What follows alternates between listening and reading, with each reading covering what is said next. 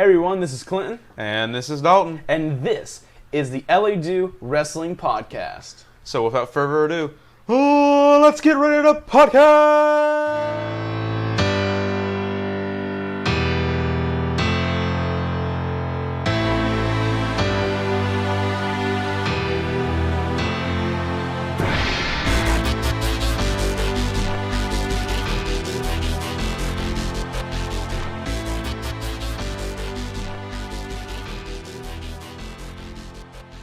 Good morning, afternoon, evening to anyone watching anywhere they are. This is the LA Wrestling Podcast. I am one of your co-hosts, Clinton. And I'm your other co-host, Dalton. And today we are joined by our podcast editor and good friend, Ethan. Say hello, Ethan. Hello. There he is. Today we got episode 3, talking about our good friend Ethan's favorite professional wrestler, William Goldberg, also known as Goldberg. Just thought I'd say his first name in there. It'd be kind of fun. Old Bill. Good old Bill. Don't know him personally. Good old Willie. He followed me one time. I will say he followed me one time, but it turned out it was just he got hacked. So Good old Willie. kind of.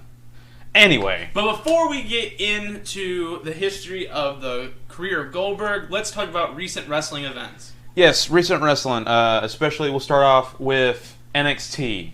Last episode we were in the midst of discussing a confrontation between former NXT champion and longest reigning NXT champion Adam Cole and a former NFL player, Pat McAfee. Now, they've had like we discussed, they've had kind of a storied rivalry in the WWE, even though it's all kayfabe. They always argue with each other, and this led to Adam Cole being on his podcast show and him just flipping out on him after he was disrespected. Now, a lot of people were contemplating if this was a work, if this was a shoot, if it was real. I called it.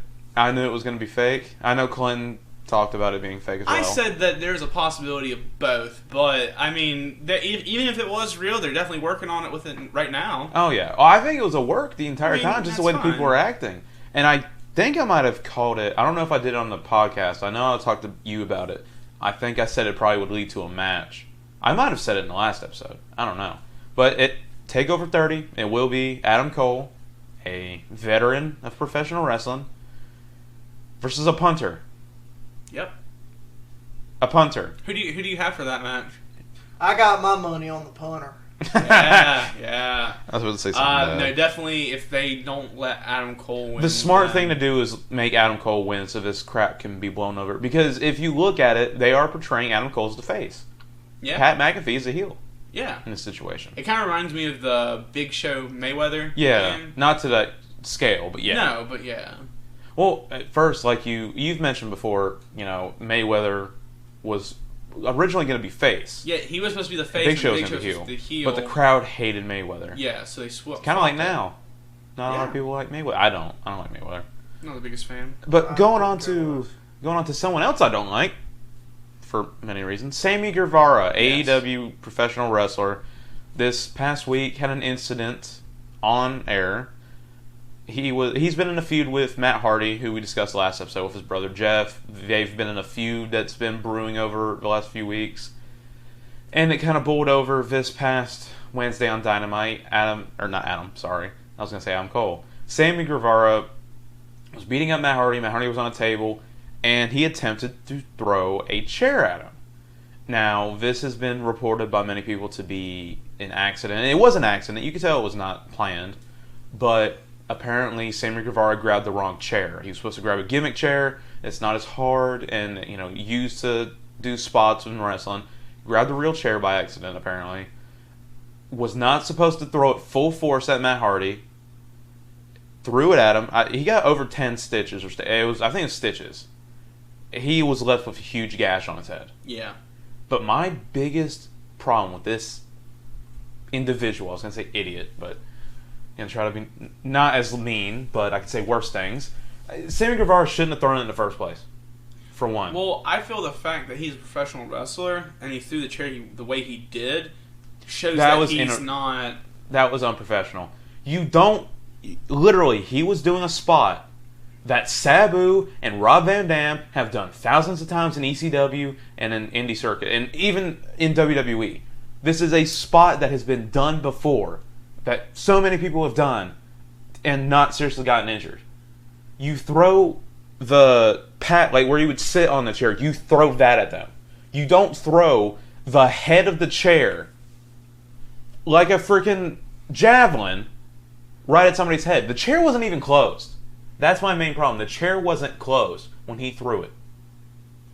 Now, we're not professionals, of course. We don't know the inner workings of wrestling, but come on. That is totally unprofessional. Yeah. Unprofessional. I don't care who you are. And Sammy Guevara already was in the hot spot. He was already in the hot seat with things that happened in the past. Yeah. And then coming back and getting more heat with TNT executives because he drew blood on Matt Hardy for real. Yeah. And that wasn't supposed to happen. And apparently he got a stern talking to backstage. So basically he just got a slap on the wrist and called it a day. It's aggravating. Especially when he just came back from being suspended for a little bit and then comes back and does this. Yeah.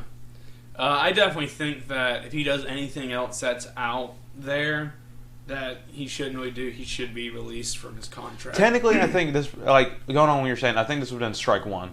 Because the first incident was something 4 years ago. No, I definitely think that they wouldn't count that. Because they sent him to try to get rehabilitated and counseling. But my biggest problem is that he never apologized for what he said. How long has it been since he said that? 2016? He did apologize. Yeah, after he got in trouble for it. I know, but he did apologize and personally messaged the person that he said the things about. But it is still inexcusable. You don't say that. I don't care if you're young and dumb. You still don't say that. Whatever. And we're not getting into it. I just feel that if you don't, take responsibility for your actions right after you do it, or when you figure out when you realize, oh, what I said was wrong, but the moment you get in trouble 4 years later, and then you feel bad about it, or, quote unquote, feel bad about it, then... Well, it's the same thing with the Hogan incident. Yeah. And speaking about saying things that you're probably not supposed to, Marty Jannetty. Bring up Marty Jannetty real quick, and then we'll get into our topic. He has recently gone on a Facebook rant and revealed... Apparently, like, the thing looked like it was like a breakup thing with a girlfriend or something. And it's not the first time that he said something outlandish. Like, he has said some of the craziest things on social media. The former rocker, former tag team partner of Shawn Michaels. And 1-2-3 Kid. And 1-2-3 Kid. He's not had the best 30 years. From being literally outed from the Rockers by Shawn Michaels to real stuff with drugs. And then he got re-signed and then got fired a couple days later. Yeah, really quick. In and out of multiple times, not just once. Drugs, alcohol, anything, and then these outlandish social media posts that regard women or things he's done or things he said about how many women he slept with, this and that, crazy stuff. But this one is the craziest because he literally admitted to killing a man when he was 13 years old. In I think they said it's around 1973. Yeah. And just the situation of the person in general, it was horrible. And then literally he was told by his legal team not to talk about it. And then you know what he did? I'm pretty sure he got on a podcast and talked about it openly. All I can say is that I always, before this, of course, I always in some ways liked Marty Jannetty's career as like a wrestler. Maybe not as, a person or maybe as, outside of the ring. But, as a wrestler, I thought he was a good competitor. He was, I thought, they wasted him in some parts. But after this is kind of a lot. You think? This is horrible. Yeah. This is just crazy. Yeah. But... off of the craziness, let's get to the genetically crazy. Let's talk about Goldberg. Now, Clinton and Ethan know more about... They've done a little bit more research than I have. I know basic stuff about Goldberg, but I know they've pretty much got probably his whole biography with them. So I'm going to let them take it away for a little bit, and I'll chime in anytime I want. I'll bring up stuff. So the fans are happy about that one. Probably. So Goldberg, when he started off in WCW, we're going to go back, before his WCW days, of course, and talk about that. But really, the thing that I wanted to bring up at first was just that he got so popular in such a short amount of time. I mean, he debuted in WCW, 97? 97. And he was world champion by 98. And then he was gone from WCW by 2000. Was he there for 2001 or was it 2000? He was there for part of 2001, and then Technically, his contract didn't expire until 2002, I think. 2002, he was still with Time Warner, I think, was the technical. Yeah, there was contract. some kind of weird contract to where even though WCW was bought by WWF, it was a weird thing where they were still, bigger stars were still technically under contract, and they could have opted to go to WWE or stay with their contract or something. I think WWF also had their preferences. Yeah. And they kind of chose, hey, why don't you go ahead and come over here? And then I guess they just waited on Goldberg's contract to run out. Yeah. Because it wasn't long after, it was like a year after Goldberg's contract expired that he was with WWE. 03. And he was gone by 04, so. If you think about all the stuff that he's done in the short amount of time that he had with the companies that he was with, it's crazy to think about it. Oh, yeah. They pushed him to the stars. Not as much in WWE, but yeah. But it worked. Oh, it worked. Even, 4 years ago it worked when they brought him back. I mean, it worked. They were doing something right.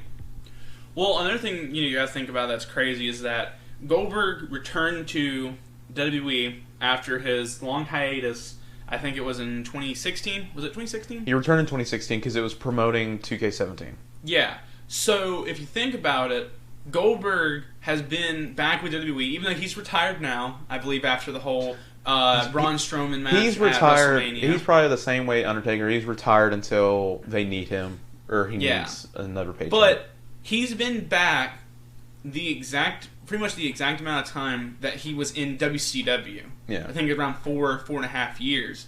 So it's crazy to think that he's been back as long as he was in WCW, but yet in WCW he took off.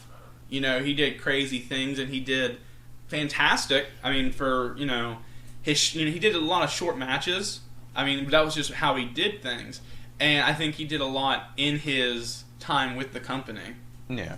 Well, the difference between then and now is they're not really using it as oh, look at this guy, he's going places. It's oh my goodness, he's It's a back. legend, yeah. Let's get some fans in the door. Let's get him going against the people that we're trying to push.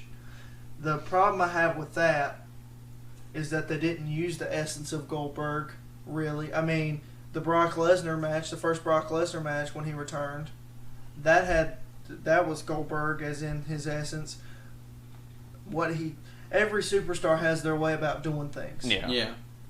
And every other match except for the first one against against Brock Lesnar when he came back in 2016, that was not how Goldberg did things. They were just trying to get fans in the door. I think this is He did squash him really fast. I definitely think that the Brock Lesnar-Goldberg Survivor Series 2016 match was... They did a good move with that. Even though they were promoting a video game, they were trying to get some fans in the door, as he was saying. I feel that it was Goldberg, but then afterward you had him going against. He was in the Royal Rumble. He went against Brock Lesnar again. Well, you skipped over Kevin Owens. Yeah. Yeah. Dolph Ziggler. Well, you know what? But you know what I'm saying. And then the Fiend. We'll get to all that a little later in more detail. But I just feel that if they would have stuck with just the 2016 match, that maybe we would have had something a little better. Maybe. You never know. But, well, let's talk about his style first. Let's talk about the first match he had that, basically showcased Goldberg's style. And that was his first match. Not his first on-air match. His first on-air. Not his first 5 dark matches that when he debuted as Bill Goldberg. More so... the first match he had as Goldberg as this big guy that squashed talent. And that was Hugh Morris. Hugh Morris. The man that is now known more as Bill DeMott, former WWE employee, not anymore for Former certain trainer reasons. for many reasons. Yes, but not getting into it. That's just too dark to get into. But yeah, that's dark. That's about equal dark as the Murray Jannetty thing. more or less. But Hugh Morris, he squashed in 1 to 2 minutes. It was tiny. It A was short match. 2-ish minutes. He came in there, Hugh had a couple of moves, but the thing was, you got this guy 6'3", 280, 285. I don't know if they had started telling everyone he was 295 at that point. They did at one point. He was never 295, but it was just this big muscular guy who had traps which had their own individual zip codes in there. They didn't know what was going on. Oh, and he's a former NFL. Well, was he a linebacker? He was a defensive tackle. Defensive tackle. He went to the University of Georgia. He got drafted by the Rams, pick 301. He played there for a year. Then he kind of did some, minor league at Sacramento teams. Sacramento. Yeah. Then he Really signed, hit it off. He got He got signed with the Falcons. He was there for a couple of years. Then he got traded. I don't know if he got traded or if he signed on with the Panthers. I think he was traded because that was around the time that he got hurt. He was already traded. It was in training camp. First year for the Panthers training camp. He, quote, tore his lower abdomen off of his pelvis. Yeah. And he was one of the first people to be released from the Carolina Panthers. Yeah, he tried to recover, but it just didn't work. So, out of his entire NFL career, he only played, I think it was 14 games, and 14, he only started for one. Yep. Yeah. And that was it. Which that's not bashing discrediting it, him. no. He made it to the NFL, first of all. Not many people get to do that. I mean, you have other wrestlers who have, Well, none of them have lasted. not a single one of them lasts. Mojo Rawley. Roman Reigns. Well, yeah, Roman. For a little bit. He had to leave because of leukemia. Brock, who didn't even get past the preseason. He was cut. Did Baron Corbin? Baron Corbin Okay. was signed maybe to the Chiefs. Somewhere along the lines, maybe. Or maybe the Cardinals, 1 or 2. One of them. But he didn't last. There's other superstars that have been in the NFL. Other, non-WWE people like Moose and Impact Moose, Wrestling. he was a former NFL player. I Rob think he Gronkowski. was. So it makes me feel like, besides Rob, because Gronk didn't stay that long, but Moose, I feel like is like the most successful one of all of them when it comes to NFL. Yeah, he's the most successful. He actually did start and NFL turned WWE superstar. Yeah. Or not even WWE, just wrestler. Just wrestler, yeah. Wrestled primarily for TNA and now Impact Wrestling. Yeah. He had a good run in ROH though. Yeah. He had a good run in ROH. But Goldberg, he had more success out of NFL than anything probably. Yeah. Especially in acting, when he turned to acting as well. Mm-hmm. He's been in a few things there. He was in The Longest Yard. He was in Ready to Rumble. He's had a few minor appearances here and there on TV. I know he was on the CW show The Flash for a few episodes. He's more or less a regular on the Goldbergs now, ironically. Is he really? That's insane. Yeah, because he's the gym coach's brother, younger brother. They had him in there here and there, and now I think he's more or less a regular. I gotta start watching that show again. That's a great show. That's a good show. Recommend it. Is it Well, they switched it up now. I know we're getting a little off topic. Well, but now, we have time. but now it's Barry, and his girlfriend. Yeah. Well, she becomes a teacher, and it's placed in the 90s. Oh, so they did a year jump. They did time skip. Oh. Yeah, they went from the 80s to the 90s, and now that's what what it's based off of. So, yeah. I wonder That's pretty cool. if they need to do an episode where they just watch an episode of WCW and then Goldberg's character Hey, walks you in. look It's kinda like, him. hey, that guy looks kind of familiar. Yeah. And just walks away. Yeah, and it's just like something they're like kind of that. staring at each other. It's like, what? Yeah, that'd be pretty That'd be kind of funny. He walks upstairs to use the bathroom, puts on his ring attire, walks down, and he's, who's next? And then he runs back upstairs and is like, did you guys hear something? Or no, it's like one of the characters watches, since they know him, they just watch wrestling, see Goldberg, fall asleep. Like, in their dream, it's him versus Goldberg or something. And it's just his character being Goldberg, and it's like a fever dream or something. That'd be freaking hilarious. He gets jackhammered. It's kind of like the thing from on the lines of the thing from Ready to Rumble when he's imagining that he's in a match with Macho Man. Yeah. And he's got Jimmy King with him. It's freaking hilarious. Yeah. But after his run with NFL that didn't really work out the way that I'm sure he planned and a lot of people didn't plan, he goes to WCW with going against Hugh Morris. And that started his streak. Yeah, started the streak. 1997. And after that, he just continued every Nitro, every Thunder later on. He was just winning and winning and winning. September of 97, mind you. Oh, okay. So later, 97. Yeah, Ethan brings that up because September is very close to him. It's his birth month. Yes, sir. Yes, sir. So, of course... Virgo up in this piece. So what happens when you hang out with women, I'm sorry. Oh, my gosh. But, I used to hang out with women, but I digress.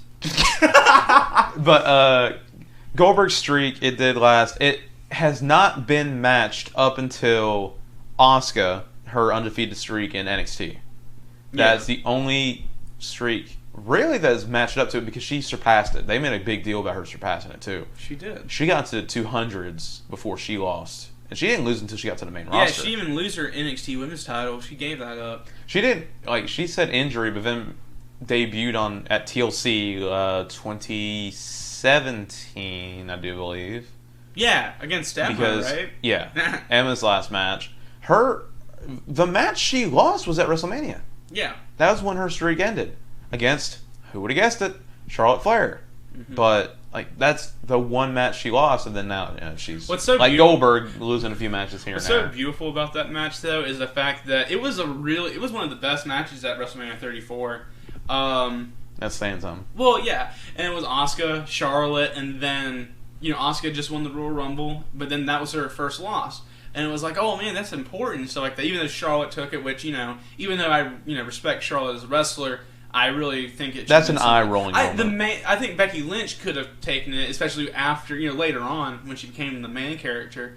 But even before that, because they had a feud going on. They've had feud for a while. But big deal. Charlotte beats Asuka, beats the streak, and all anyone cares about is John Cena running up that ramp.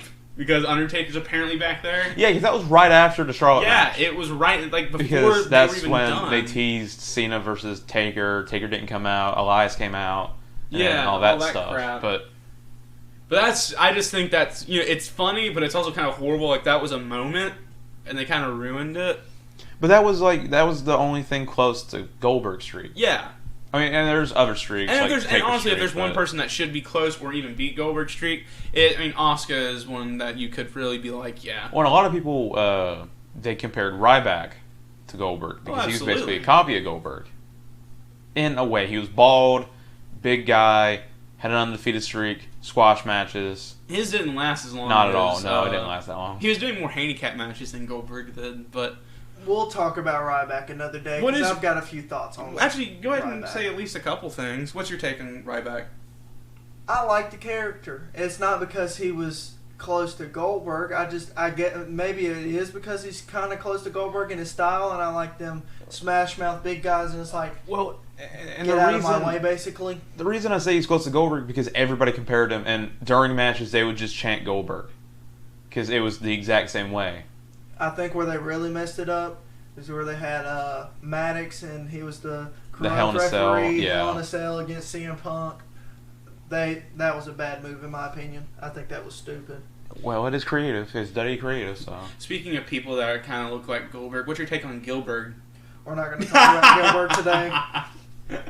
Don't stress me out. If you don't know who Gilbert is, Gilbert was WWF's attempt to mock Goldberg and have a tiny, skinny little guy come out with... Former light heavyweight champion. That's the only belt he ever won in the WWF. It was a light heavyweight title that didn't mean shit. And just, for God's sake, the man came out with sparklers. People were holding sparklers. That was the whole thing. It was just supposed to be He was a part of the job supposed to mock him. It was supposed to mock Goldberg. That was the only thing. And then Goldberg would come in a couple years later. That's probably why the contract ran out, because they were pissed off at each other, and it's like, you going to forgive me? No, I'm not. We're going to wait. Probably, We're honestly. sorry. Okay, give me a contract. Well, he probably needed some money, too. All that Turner money probably ran out. Oh, yeah. Who knows? I do like Gilbert, though. Not because he's he mocked, it was a character that mocked Goldberg, but I think, it was pretty funny, and, that's one of the better things of the Attitude Era that I look back on. But... someone mocking one of the greatest wrestlers is your favorite part of the Attitude Era? I wouldn't say he's one of the greatest wrestlers, but I think he's a anything. great wrestler. Could've But said That's one of anything the about, greatest. I don't care. You said anything about I will Godfather's fight you. hose as your favorite part? will No, fight it's you. just or Taker being a satanic monk or something. No, that's Yeah. Gilbert's your favorite part. Yeah. Gilberg it was funny, okay? I'm sorry. No, if anything was the favorite part of the Attitude Era for me, it's the freaking Brood. Like that and... They need to bring back And a just, new you know, Brood. the Dudleys, the Hardys, Edge and Christian, all that. I mean, that's why we did the Hardys at the first episode, because I was like, I want to do this. But Gilbert's in the mix too. But Gilberg's there too. But we digress. Get back on track. Goldberg. This is why I'm not a regular on here. Goldberg's 74th win was against Perry Saturn. And then after that, he set his sights on one man and one championship. Raven. The man called Raven set his sights on him and set his sights on the WCW United States Championship. Quote to Raven. Quote to Raven, nevermore. Yeah. Just emo. But Raven, I think he had a pretty lengthy... He had a couple U.S. Championship runs. It was pretty lengthy. And this is Goldberg's first title that he won. And he did win it, being his... He was the next victim. And then he made a title defense right after that. And I know he didn't lose the title at all up until... They stripped him of the title. They stripped him of the title right after he won the WCW World title, wasn't it? I think it was before. I No, think in I'm not the sure. match he still had the title because he held both titles. That's right. That's right. So it had to be sometime because after. because earlier in the night he defended it against Scott Hall. Yeah. So he had to still been champion. And But- speaking of that, Goldberg, like we said, didn't lose it. Probably made a couple title defenses. But then set his sights on another man. Head of the NWO, Hulk Hogan. He's the WCW World Heavyweight Champion. wasn't big- just Hulk Hogan. It was Hollywood Hulk Hogan, yeah. There we go. Difference. Set his sights on him. What was the streak at this point? 107. I'm sorry for interrupting, Ethan. I know you're about to say it. Was it 174 at that point? It was not 174. Oh no! God bless. No, because his streak Oh, no, ended no, at no, over no. 100. That was my fault. That was my fault. Shush. It was 107, I think, at that point. That sounds about right. Yeah. But I was 174 no because and I O was. didn't exist. I know it was 173. I'm sorry. I wasn't thinking right. I don't have everything written down. I'm sorry. Half Well- of this was my brain. Okay. What's funny Sorry. is he had. Was it at a pay-per-view or was that a Nitro? That he Nitro. won it. It was a Nitro. It was in Atlanta. So that was kind of funny. It's hometown, he wins it in Atlanta.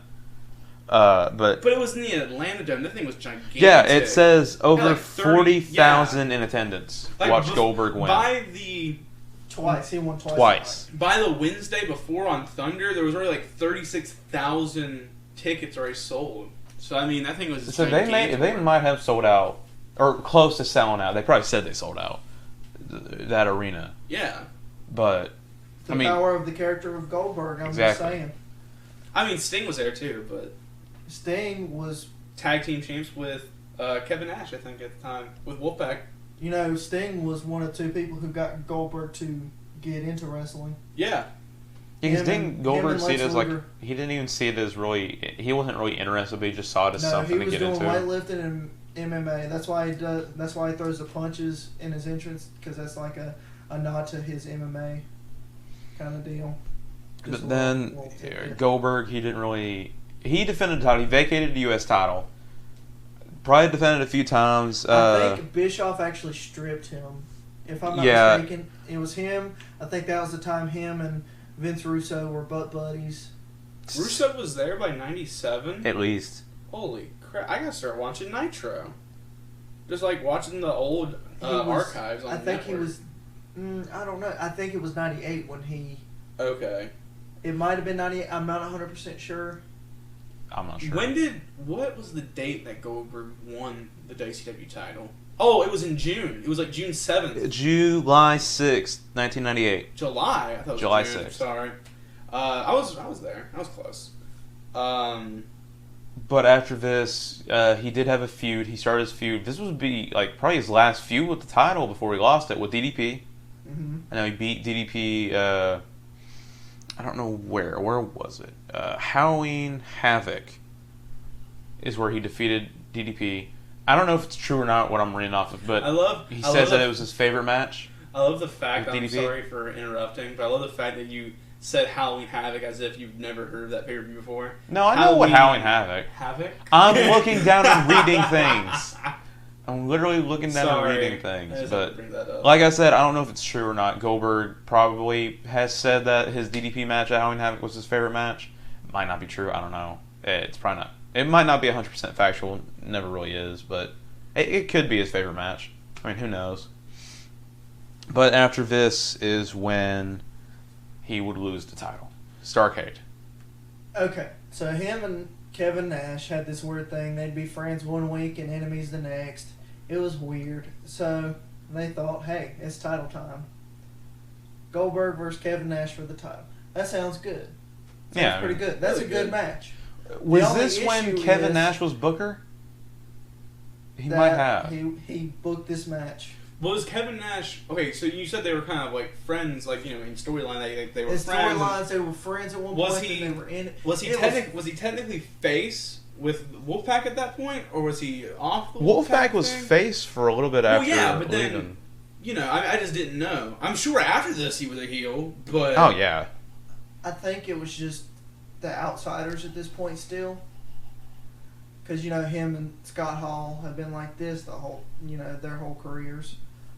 The only reason I was wondering was because, rewatching the Goldberg match with Hollywood Hogan and stuff, I watched some clips of, all the other stuff going on that Nitro, and Scott Hall was still with NWO, or as far as I remember, with, Hollywood Hogan, but then Kevin Nash was already with Sting, and, all the others with Wolfpack. Yeah, because really it was just Nash that left, because he had, a feud with Hogan, didn't he?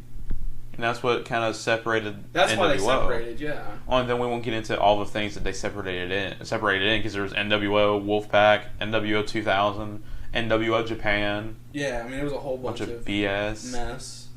But that's why I was just curious. I wasn't sure. Because I know, obviously we know how the end of that match went. If you would like to talk about it, Ethan. So, the match goes on. It was pretty good, kind of back and forth, The referee was distracted, and someone in the security team, I believe someone came out, and the security team was out there, and some of them went after him, and maybe the ref got distracted from that. I don't remember. It's been about a couple of months since I watched this. And one person who was dressed up in a security outfit was none other than Scott Hall, with a taser in his hand. Tased Goldberg. 1, 2, 3. That's it. 173-1. And apparently that's an argued number. No one really knows what the official, the real number was. But I'm gonna say, and I quote from Nick Schwartz of Fox Sports: "No one really knows what Goldberg's actual record was, but it's generally accepted that 173-0 is an inflated number." It's wrestling. You can't keep tally of all that. You've got dark matches. Yeah. If you're wrestling twice a week. It could have been. They just kind of live shows on TV Nitro. Whether or not they're inflated or not, there is. I'll say this lightly because, like I said, they could be inflated. There's records of these matches. Yeah. How many did Goldberg wrestle Steve McMichael 7 times in a year? Maybe. You never know. Or stuff like that. So what I mean? Yeah. Because I was looking through it all, and I'm like, why did he wrestle these people over and over and over? Obviously, there was no feuds going on. Bump up those numbers. Yeah, those rookie there numbers. weren't no feuds. It's just, why was he wrestling these people? It was just squash matches. Yeah, exactly. So I was just but why is he worked. Yeah, it worked. And I'm not taking that against that. Right. I'm just saying that Did he wrestle these people over and over again to squash them? Maybe. I think that was it. They were trying to get a bigger push. Now, you're going to think, it's because he's a big Goldberg fan and this is why he thinks this. Probably not. But no. He shouldn't have lost to Kevin Nash when he did. Not in the way that he did. Not in the way that he did. I don't think they should. He could have been 300-0 and they would have had a big push. I've heard from people talking who were there, working with WCW, that after the streak ended, people kind of quieted down a bit.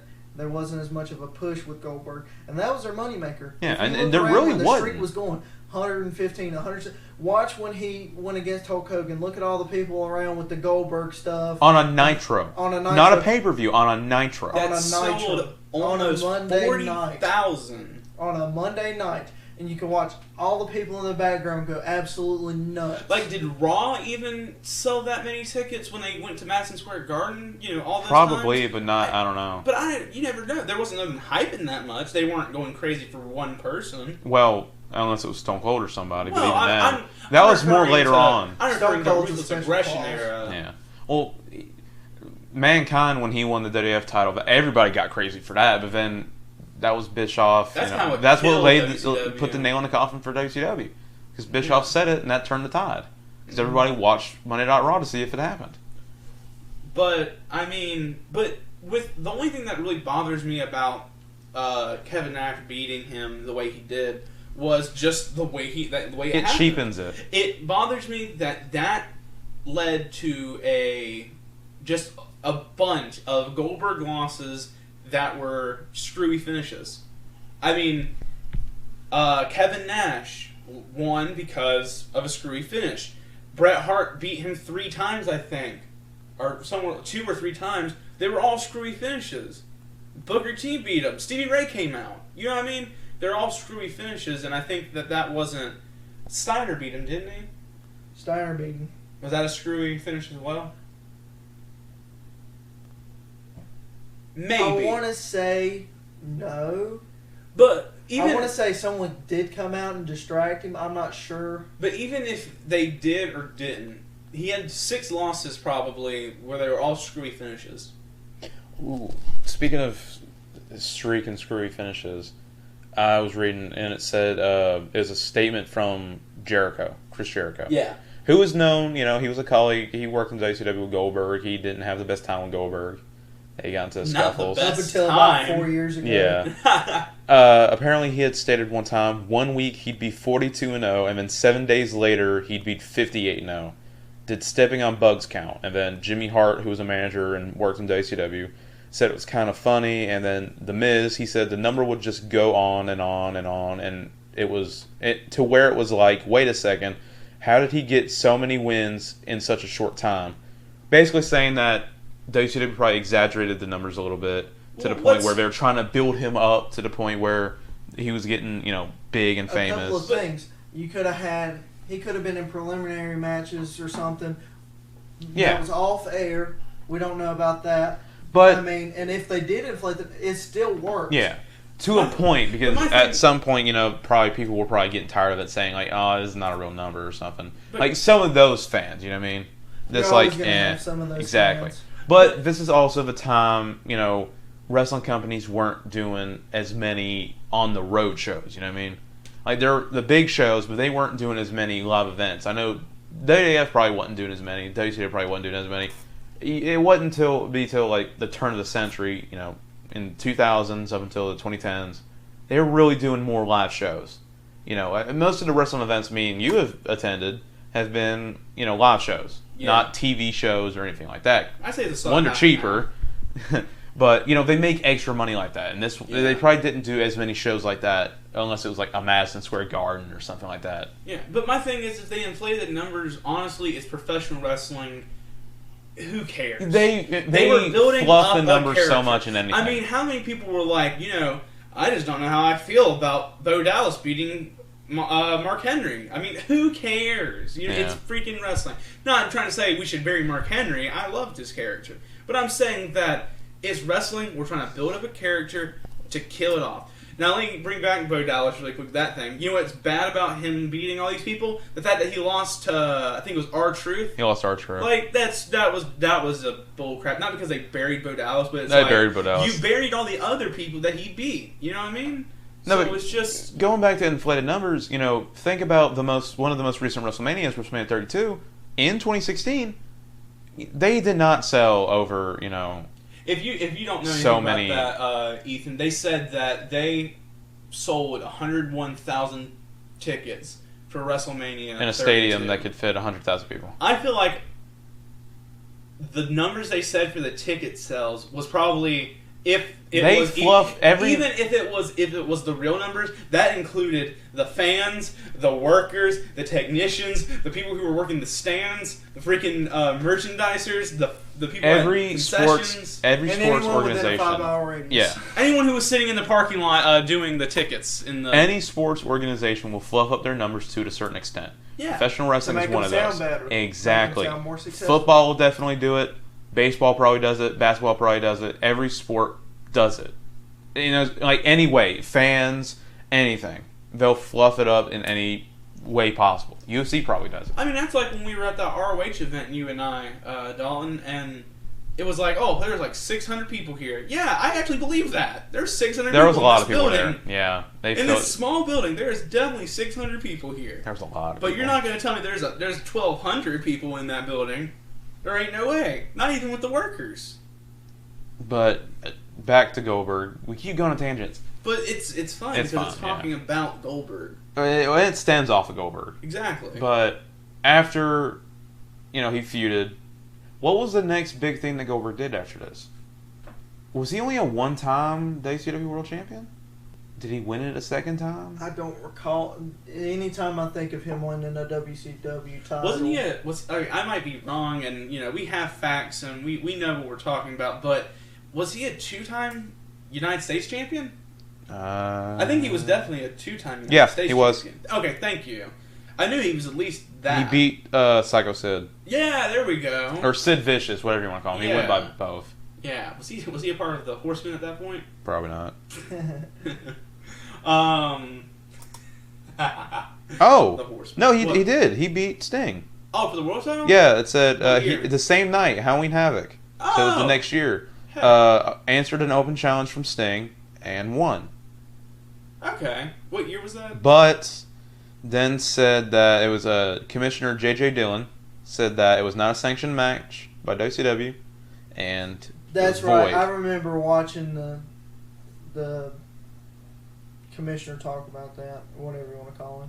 But Sting was not given the title back. Goldberg was in a 32-man tournament, didn't win.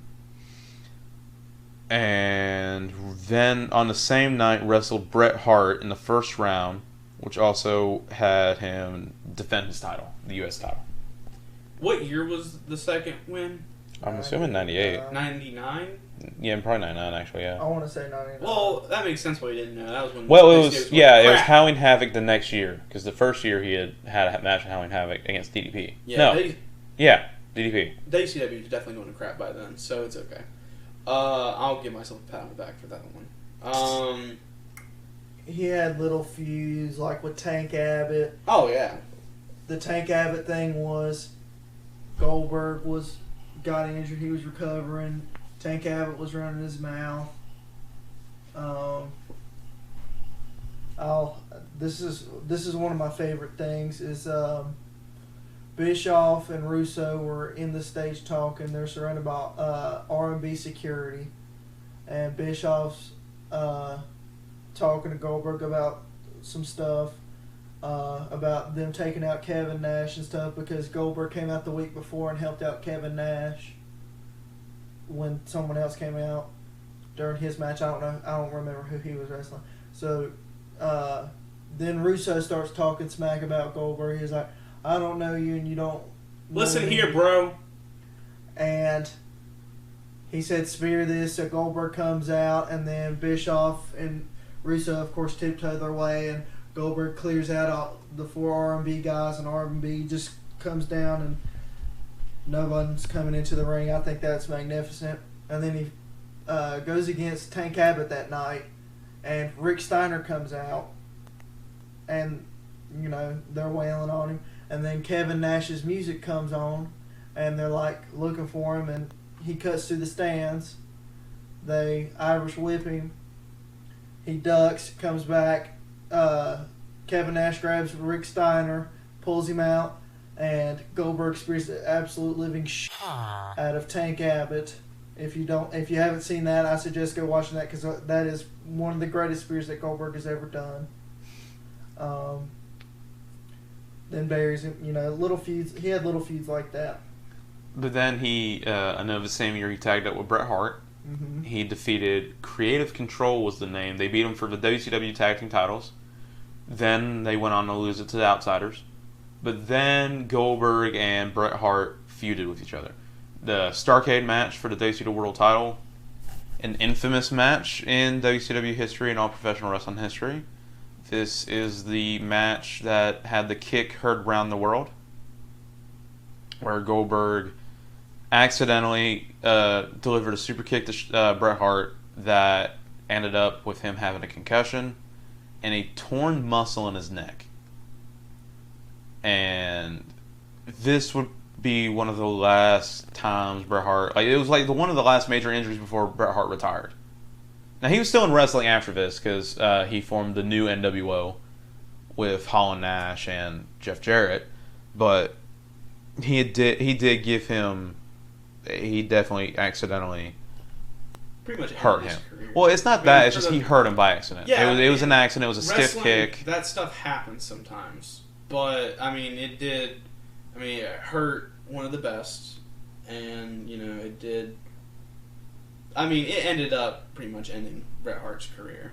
Bret was pissed off about it, rightly so. Well, but at the same time, you got to think, Goldberg, regardless, is not a small guy. No. If he wanted to hurt you, it would have done a whole lot worse than that. And I think it was just the kick was probably a little too late, or Bret was moving a little too fast. It could have been anything. I believe he got Irish whipped, and then, the contact, then he kicked him. You get a swing and you got someone running towards it. That's not a good combination, But the thing is what if, Goldberg said that it was the Goldberg Irish whip Bret Hart? Or he was coming. He was rebounding off the ropes. When they were whispering to one another, because that's what you do in wrestling. Maybe he said Irish whip, but then maybe he did a snap Irish whip instead. Like, I'm saying that Bret Hart went too fast, and he was like, it could have been anything to where Hart was going too fast, and Goldberg got his leg up a little too late, maybe. Because it was a stiff kick by accident. It was stiff. Don't get me wrong. That could have been anything. Yeah. He could have not had his leg up high enough to where Bret could do it safely. It could have been where Bret was running too fast. It could have been anything. And the thing is, and like you said, it's an accident. I'm just going to mark it down as poorly planned, because if you look at Goldberg's arsenal in WCW especially, he uses that kick quite a bit. So I think it was just bad communication between the two. Yeah. I think that's what it comes down to. And it didn't help because Bret Hart gave himself another concussion during the same match, putting a figure four leg lock on the steel post onto Goldberg and whacked his head on the floor. So he got 2 concussions in the same match. One caused accidentally by Goldberg and him both, and then him just hitting himself. Was this during the time of NWO 2000, or was this right before? This was right before Bret Hart formed the NWO. Okay. Yeah, this is 99, but he did reform. It was Hart, Nash, Hall, and Jarrett. That's a rough year for Bret. Like, all that stuff going on. Yeah. Oh, yeah. Like, but then, I'm sure he was pretty pissed. I'm sure, there was a lot of stuff that was causing him having emotional issues. I'm sure, a lot of people were close to Owen, you know what I mean? Yeah, Owen Hart had passed. I'm sure there was a lot of stuff going on. Well, that was earlier in the year. I know, but that's still his brother. I'm sure he didn't get over it in No, it's still his 2 brother. days. It's his young baby brother. Exactly. But, Bret Hart getting injured also led to Goldberg injuring himself a couple months later, or a couple days later probably. Still in December. This is when he infamously cut his hand open on a limousine. Okay, that's kind of funny. That part is funny, though. It was on an episode of Thunder, December 23rd, 1999. He was going after the NWO in their limo. And I think the window was supposed to be fake. It was supposed to be like a sugar glass window or something. There was a couple of them that was that, and I don't know if the adrenaline got to him and he hit the wrong window. I'm not sure if that was the case scenario. So that makes me feel like he just wanted to knock all those windows out, so he just started hitting He the hit real it ones twice, too. did he not? Because he couldn't break it the first time and then tried again. I'm not sure. Maybe he was just committed to it. He realized that it was a real window, but he had to sell it anyway. I'm not 100% sure on that one. I'm gonna switch up the topic. Okay. Somewhat. What was the first Goldberg match that y'all watched? Ever? probably Hogan, Goldberg at the Atlanta Dome. That or Goldberg versus Brock Lesnar at WrestleMania 20. I don't know. One or the other.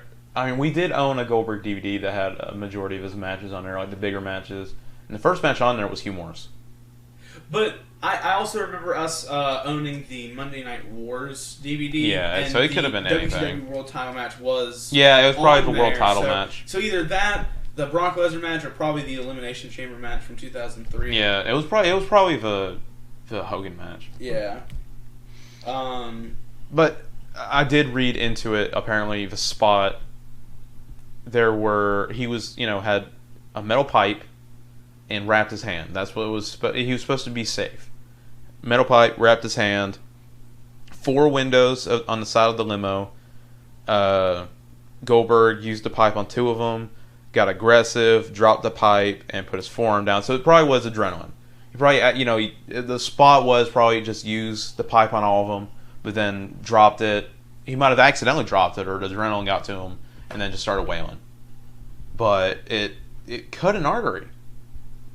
It cut an artery on him. That's why I was bleeding so much. Had so much blood on the hood of the limo too. I know that. Kind of looked like Matt Hardy said. Yeah, and like Sammy Guevara.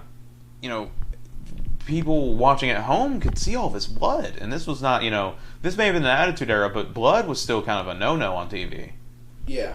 Blood, sex, violence, all that kind of stuff was a big no-no. That was like pay-per-view stuff, unless you're ECW, then it's all the time. Or your Edge and Lita. Yeah. Even then, that was a couple years ago, or like a couple years after this. So, oh God, we don't want to talk about this. But Goldberg would then miss after his injury. He did miss a January 4th, 2000 event in the Tokyo Dome for New Japan. He was going to go against Manabu New Japan or All Japan? New Japan. It was a show for New Japan. The records show All Japan. Well, it was probably a WCW New Japan. They did have WCW New Japan had a thing, so it probably was just like a thing, interpromotional thing with them that he was supposed to do one match with. Manabu Nakanishi. That's it. There we go. Manabu Nakanishi. But he would not return until May 29th, 2000, the day before I was born. And that's a day that will live in infamy. Yeah. But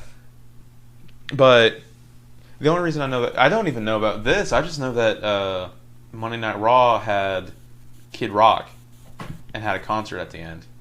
And so I was born right after the Kid Rock concert. They were doing concerts during the Monday Night Wars. Because it was also Undertaker's theme music.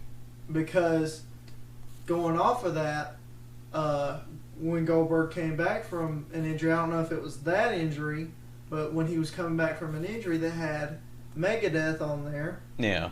The greatest thrash metal band, don't at me. Play a song on their worst album ever produced. I think everyone can agree on that one. Off topic. Anyway, it was Crush 'Em. And then at the end of Crush 'Em, he walked out and said, "I'm back," and it was at the very end, and everyone was going crazy, And I don't know, I guess it was a promotional thing for Megadeth. They had him use Crush 'Em for a little bit. Yeah.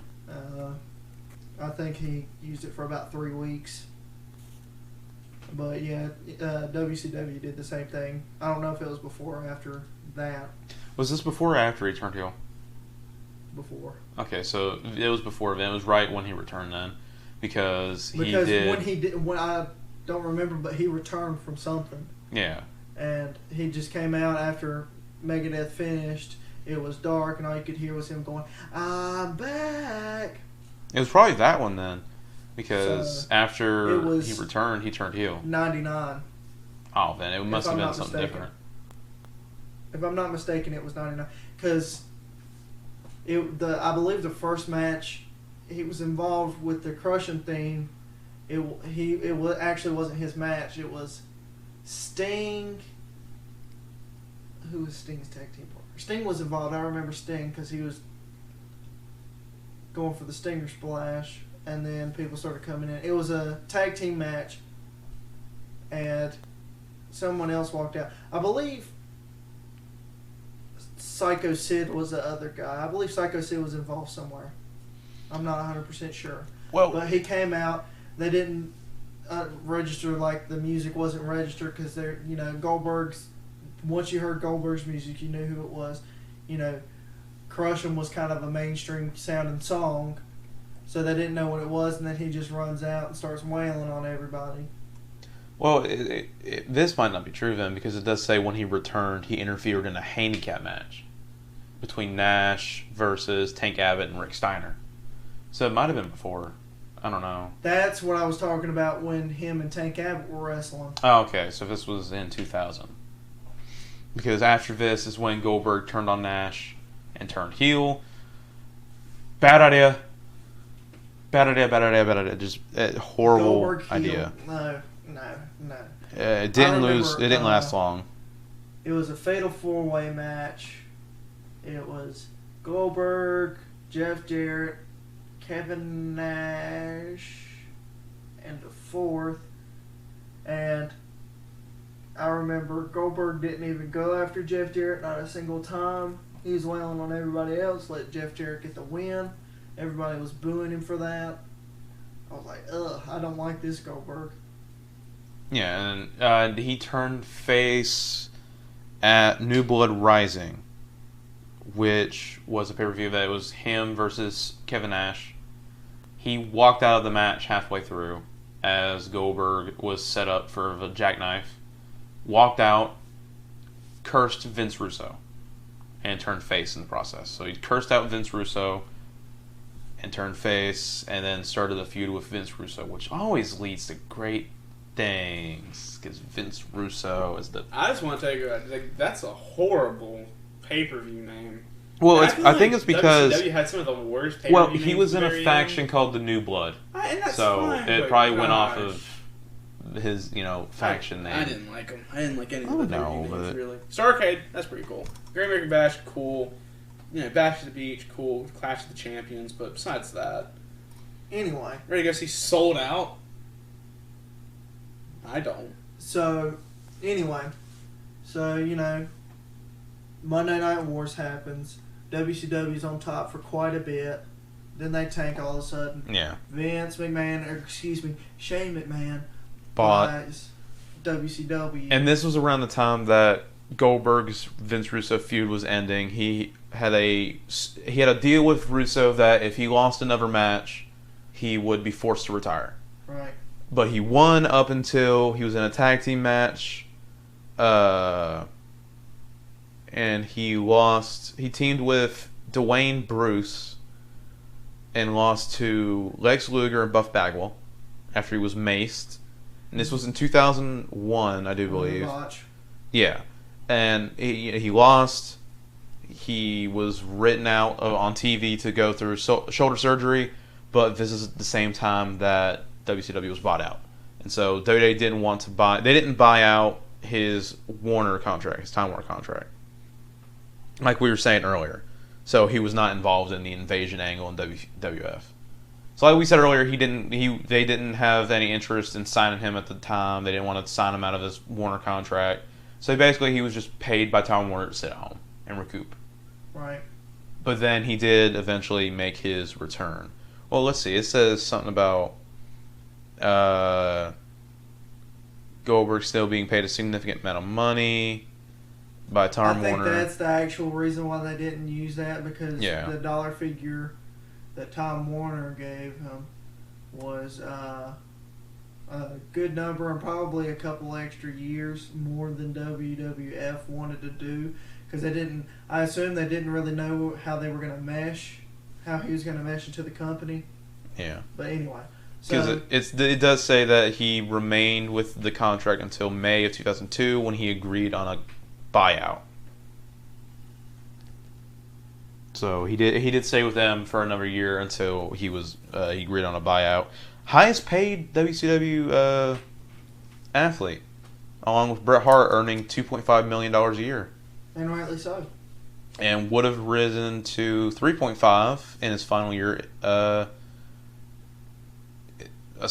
A sum would have risen to $3.5 million in the final year of his contract due to have expired in July of 2003, and then he did go to All Japan. And speaking of All Japan, when he would eventually get out of his contract with Time Warner, he did go to All Japan Pro Wrestling for a little bit, was 2-0, but before this he got injured again, suffered another arm injury during the Toyota Pro Celebrity Race in April 2002. He returned in August of that same year and wrestled for All Japan, was 2-0, and ultimately left the company to join the WWF, now renamed the WWE. His first feud was actually pretty big, in my opinion. And probably overall. Yeah. When he came back, that was his first major feud. They announced that beforehand, did they not? They announced Goldberg's return. They announced that he would be returning, or showing up on They Raw. shouldn't have done that. No. It's the same thing with Jeff Hardy. They shouldn't have announced it. Because because that was Rock Appreciation Night. Rock came out at the end, and I think what they should have done is just left it to a surprise, because it was getting to the end of the night. They knew he was about to come out. Yeah. I think if you would have left it to the element of surprise, where he's talk bad mouthing the audience basically, and then Goldberg's music hits, I think that would have absolutely shook everyone. You would have definitely gotten a huge pop off of that one. Oh yeah, especially being after right after WrestleMania, the night after. It's everybody expects something big to happen the night after WrestleMania. Not pre-announced though. Yeah, not pre-announced. That, and then he comes down there. So Rock, you want to know who's next? You're next, and one of the worst Goldberg spears ever. Yeah, I think just like the Bret Hart thing, that was just poor communication, probably. Rock was moving towards him. He didn't have a lot of room to set up for it, so it was just it was more or less a tackle. He picked him up and brought him to the ground. The way I kind of looked at it was that, well, first of all, not a lot of wrestlers besides Goldberg at the time were really doing the spear. Well, Edge was a little bit. Well, yeah, but besides him, right? Rhino. How many times did Rock take a spear or gore? Well, unless he was going against, like I said, Edge or Rhino, no. Well, so that's the thing. It kind of seemed like Rock was taking it like a spine buster. Well, it was also just the fact that he was too close and Goldberg couldn't get fast enough. Yeah. He couldn't get enough speed to even do a spear. Because it's not really a picking him up. It's I'm moving so fast this way that you're just getting caught up in my momentum as we go down together. Yeah. Kind of thing. And Rock, I think at that time he was also transitioning out of WWE. This was around the time where he would have been in the Scorpion King. So, yeah, he wasn't accustomed to getting a spear. But after that, he started a feud with the partner of Edge. Started a feud with Christian after he defeated The Rock. And what was really a highlight of that, Glenn? Oh, the gosh. People's Chair. The People's Chair. Yeah. He brought out the People's Chair with him. One thing I can just remember from that small little feud was just that epic spear. Well, and the cage match. Oh, yeah. It was epic. I enjoyed that. There's really not much to that feud because it was kind of just like... Filler.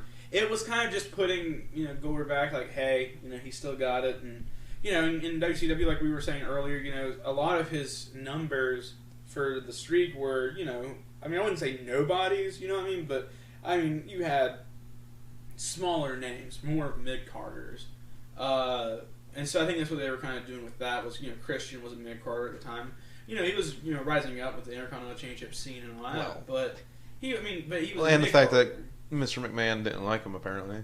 Yeah, but he was a mid-carder. Goldberg, destroys mid-carders, so that's what kind of was Eats happening. them for breakfast. Yeah, so that's kind of what was happening. But he didn't do the same thing in his next feud with Jericho. It wasn't a case where it was a mid-carder or like a standout guy from the WWF. This was somebody that was in WCW with him. It was a cruiserweight. So, what was really... I don't really remember much about that feud, though. Didn't Jericho hit him in the head with a chair or something during that feud? Maybe something on the lines of that. It wasn't like a long feud because right after that he'd just be going after the world title. Pretty much, yeah.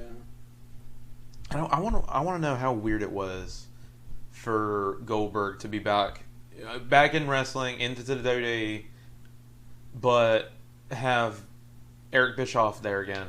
Yeah. Because this was around the same time that Bischoff had came to the WWE now, and this was after he gave the world title to Triple H. It must have been weird. It's like the same thing with Booker T when he first saw him on that Raw. But in real life, it must have been kind of crazy to see someone that you knew work for the other team now over here. Yeah. Especially the one that, started the war, the Monday Night War and stuff. So that's weird. But going into the Triple H feud, it pretty much started. He challenged him, but then it culminated into the Elimination Chamber at SummerSlam. This wasn't the first one, right? It was the second Elimination Chamber ever. Yeah. Yep. The first one was November of 2002. Yeah, and it was at Survivor Series. And the second... That was the Garden, wasn't it? That was Madison Square Garden? I believe so, yeah. And then this SummerSlam... No, this SummerSlam was in the Garden, wasn't it? No, what? I No, it wasn't, because they had a bigger stage because Goldberg botched his entrance. Yeah. He tripped over a wire or something when he was doing his kicks. And, it was pretty funny. But he did kind of mess up his entrance. But you would think Goldberg was the top dog in this match. I think he was one of the first people in. I think he was number 5. He was In the something. Elimination Chamber, Was he was he- number 6. Well, I thought Triple H was number 6. Oh, No, God. Triple H was number 5. Yeah. Because Shawn Michaels and Chris Jericho started it off. Yeah. Third that came in was Kevin Nash. No, third that came in was Randy Orton. Then Kevin Nash. Then Triple H. Then Goldberg. The only reason I don't, I said number 5 was because Triple H started off with just kind of mocking Goldberg in the pod, and they got super kicked, and he kind of just laid in there for the entire match. Yeah. Yeah. And then the very And end, this he actually comes But this out. was around Evolution, was it not? Oh, it was Evolution time. So was yeah. this around when Orton got kicked out? Because this was 04, so this was... This was No, it this was was 03. this was 03 still. Oh, yeah, it was. Because It the was first later 03. chamber was in 2002. Yeah, shut up. I know So- now. I'm stupid. Shut up. I get confused sometimes. I forgot Goldberg left the next year. But... Yeah. I believe before the elimination, the first time Goldberg met Evolution, I don't remember what happened, but they were talking. I think they were hyping themselves up, patting themselves on the back, which, Triple H is good at doing. So, he was doing that. And Goldberg comes out and standing in front of all 3 of them and telling them to come on. And the 3 of them, was that Orton and Flair? Mm-hmm. Okay. It was because Batista was still recovering from an injury. Yeah, At the but time. Batista came back as well because he was one of the people that He tried to get the bounty on Goldberg's head. actually did. Yeah. He's the one who actually got it. Because, anyway, so Goldberg Triple H, Unforgiven 2003. That's when Goldberg took the title. Yeah, he agreed to put his career on the line. Well, it's worth to mention that Goldberg lost the Elimination Chamber. He was tied up or something and hit with a sledgehammer. He was. Or is that after the No, match? he went for a spear, and Ric Flair had slid Triple H a sledgehammer, and when Goldberg dove, He that's when bashed he him in the head. Yeah. But then he Well, had the tied thing him up is, or they something said, in the rope. They said that he hit Goldberg in the head, but he kind of hit him in his shoulder blade. But then didn't Goldberg blade? Didn't he cut his head open? I don't remember that part. Somebody was I just bleeding. It recently might have watched been it, I don't Triple remember. H. But no, that's my thing though. Is I hate that because let's say for example Goldberg did blade, then it would make no sense because he did not hit him in the head with that sledgehammer. shoulder open. Good God. Oh my God! He just hit him in the head and he totally. shoulder open. Good God. But yeah, so he did lose the match first, and then went to Unforgiven after that to win the title, and then he did go on at Unforgiven to beat Triple H for the world title, and this did lead to a 84-day reign Yeah. for Goldberg. That led all the way up until Armageddon that December, where he lost.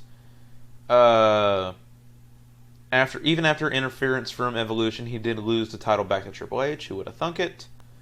But this would go on to 2004, where the first meeting, or no, not the first meeting, the second meeting of Brock Lesnar and Goldberg. The first one was at Survivor Series. Goldberg was he might have been world champion at that point, and then Brock was WWE champion. And then they would meet again at the Royal Rumble. But Brock would enter the Rumble, not like officially. He would enter the Royal Rumble to mess up Goldberg. Goldberg looked like he was going to win the Rumble, and then mess it up for everyone. And Chris Benoit did go on to win that year's Rumble, but this kind of cemented the rivalry for Brock and Goldberg that lasted, what was it, over 10 years after this? Yeah, pretty because after this, Goldberg would interfere in Brock Lesnar versus Eddie Guerrero's match at No Way Out 04, where Goldberg speared the living crap out of Brock Lesnar, which helped Eddie win the Rumble, or not the Rumble, I'm sorry, win the title, the WWE title at No Way Out after hitting a frog splash. And, this marked the match, WrestleMania, Brock versus Goldberg. That included Stone Cold Steve Austin as a special guest referee. But this match was probably one of the worst matches in WrestleMania history. Clinton, can you explain why? You're talking about the Brock Lesnar Goldberg match at WrestleMania. Well, I mean, it had some good build-up. I mean, Goldberg, Brock, two big guys. At the time, they were on two different shows. It was pretty cool. And the special guest referee was Stone Cold. What more can you ask? Well, what you wouldn't want to happen is that both the stars are going to leave the company after this match. Yeah, everybody pretty much knew it was the last match for that. And it had nothing to do with, even though the match was kind of stale, it was probably one of the worst matches. It was a weaker match. But, the biggest thing is the fact that they were both leaving. And so they got booed out the building. Yeah, no one cared. Like, Brock, he was leaving the WWE. He would try to go to NFL after that. And Goldberg, he was leaving too. I don't know the exact reason why Goldberg was leaving. It might have been anything. Could have been contract issue. It could have been anything. But, they were both out the door after WrestleMania. Goldberg won the match, but they both got stunned. They both received. That's the best part of the match. Yeah, that's the best part of the match. Well, the bad thing is about that match, before Goldberg came back, in the WWE 2K14 game, they did have you play, as Goldberg against Brock Lesnar at WrestleMania 20, but they kind of made the match fictional in a way because they didn't add the booing. They kind of made it to where you didn't realize, both these guys are how it should have been. Yeah, how it should have been. They weren't being booed out the building. And they didn't, of course, they wouldn't add this because it's, aimed at teenagers and younger audience. Brock flipped off the entire arena before he got a stunner because, they were all booing the crap out of him, chanting at him. And, you just flipped them the double bird and they got stunned. And then Goldberg gets stunned. Like you said, the only good thing about it, but the way that they handled it afterward, they kind of acted like, this match, this is a good match. Nothing bad happened in this match. When the entire arena hated the match because they were booing the crap out of two people. Yeah.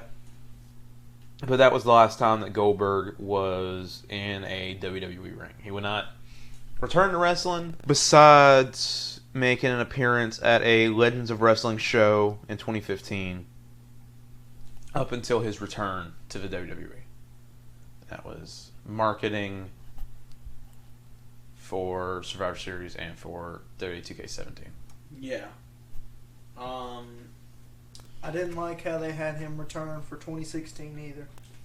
No, it wasn't. That was a bad decision in the way that they booked the whole thing, sort of. It was awesome for him to come back, but I think the match itself was way better than their WrestleMania 20 match. Yeah, because it was a regular Goldberg spot. I know what you're saying. I'm talking about how they had it pre-announced and everything, and his ladies and gentlemen Goldberg and everyone's clapping for him, which is fine and dandy, but just like the Rock thing. I believe a legend like that You should just let him come out. Let him catch people's eye. Instead of having Michael Cole in the ring announcing Goldberg. When nobody cares about Michael Cole. Go! Just have the music hit. I guarantee you, you'll get twice the pop. Exactly. If you just let it happen. And not have his nameplate say WWE 2K17. Yeah.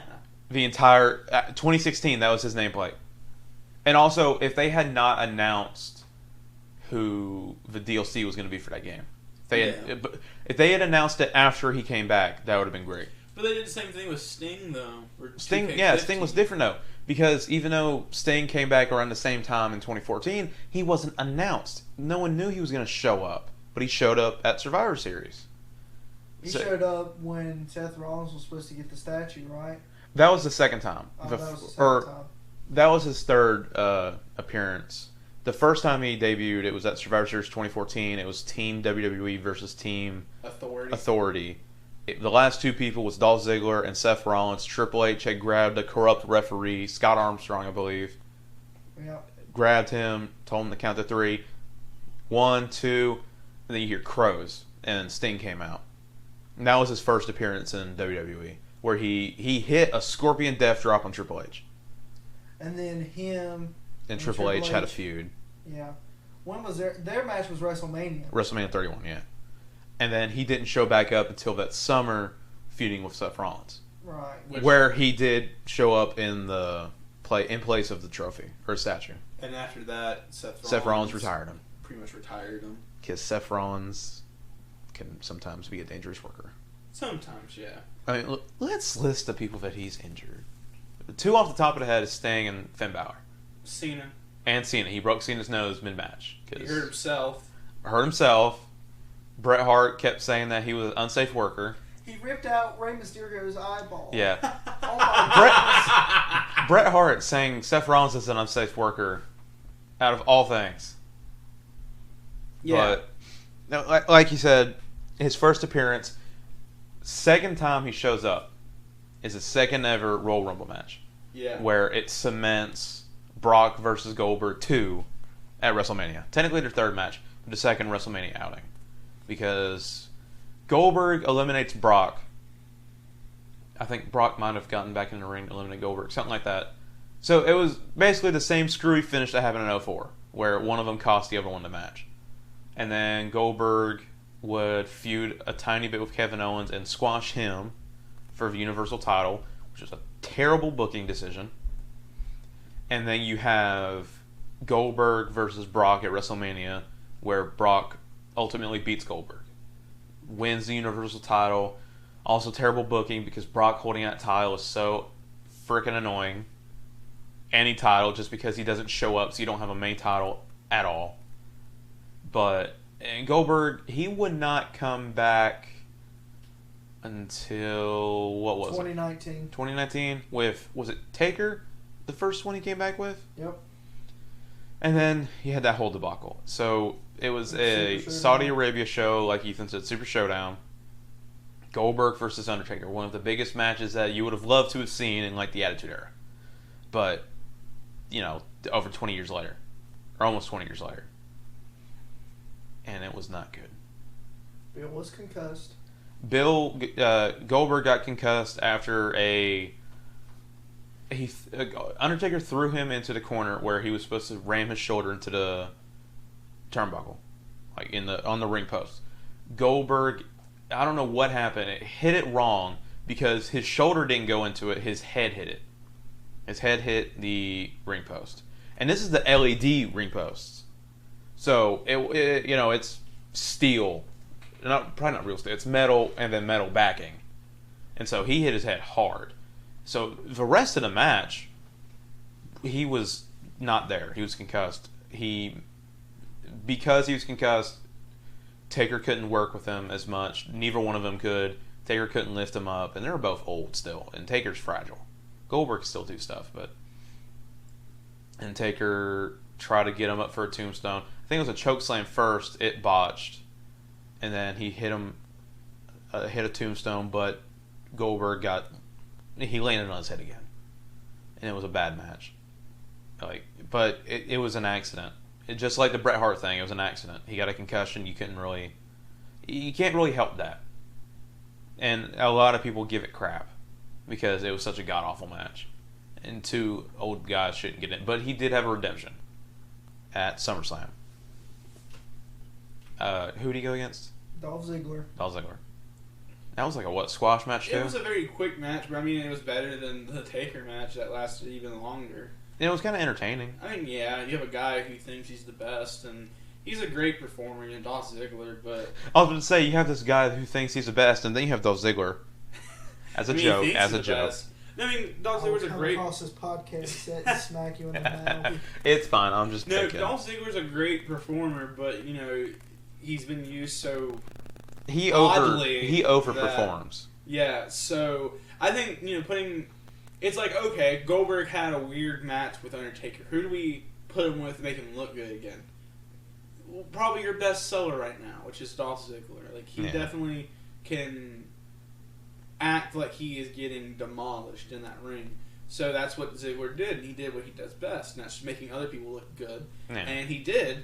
And I mean, it was like, oh, Goldberg can still, he can still do a couple things. And then after that, I mean, he was gone. He was gone for a little bit longer, and then 2020 rolls around. Yeah, but before that, before he returned to face Dolph Ziggler, he did, and before the Undertaker Saudi show, he did in 2018, was inducted into the Hall of Fame, called out Roman Reigns, because he was talking about copycats. Yeah, because Roman is, he really is like one of the biggest copycats, not intentionally. But he is one of the bigger ones as of late, kind of like Ryback was. Just because similar moveset, similar arsenal, but especially when you try to push someone to the limit like WWE tried to with Roman, it's not good. And of course, it's funny seeing Goldberg call him out. Yeah. But after the SummerSlam match, February 2020, Saudi Arabia Super Showdown. Goldberg versus The Fiend for Universal title. This time with a blue stripe because it was on SmackDown. Because, why not make it a blue stripe? But this would be Goldberg's second run at the championship. With the championship, rather. Beating another up-and-coming superstar. This time The Fiend. A character that was very popular at the time. Hot off the heels of multiple wins. Just beat Seth Rollins after multiple crappy storylines and red lighting, and yet only to drop it to another old man. This was a terrible booking decision. What makes it worse is the fact that at WrestleMania that year they were going to put it on Roman.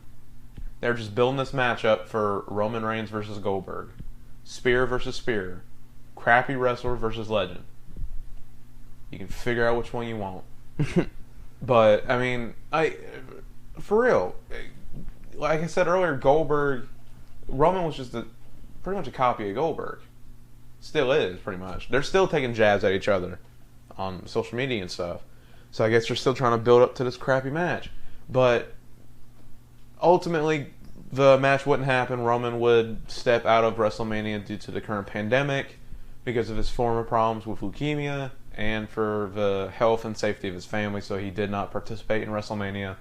That emanated from the Performance Center, which sucked. Nobody was there, no fans, no none. And Goldberg would drop the title to Braun Strowman in a quick match first night of WrestleMania. So you have someone debut in WCW over 20 years ago with quick wins and barely any losses, and then you have him lose very fast in a very sloppy match to a guy that can barely hold a title because creative doesn't like him. Bad booking plagued Goldberg throughout much of his WWE career, and I don't think there's anybody that can dispute that, because he's had some pretty bad storylines. Even in the latter half of WCW, he had pretty bad storylines. But as of now, I'm pretty sure he's completely retired up until he gets a call up again to do it, because he probably has some kind of contract that states he has to do so many matches or something. But for now, he's retired. Probably good that he stays retired for his own health and safety, just so that he doesn't get another concussion or hurt himself again. Not necessarily his fault, but still. But I think that'll conclude it. What do you think? Yeah, I think that's it. If you had to recommend one match to a fan who's never seen anything on Goldberg, what would it be, Dalton? Probably the Hogan WCW title match. That's one of the most known. Yeah. I would go that or Elimination Chamber 2003. I think that would be pretty good. Yeah. But I think that's it. I think we're going to wrap it up. Dalton, do you think you know what we're going to do next week? Oh, for Christ's sake. Oh, that's right, because we are doing the Rated R Superstar Edge. But until then, I am Clinton. I'm Dalton. And this is the Ellie Do Wrestling Podcast.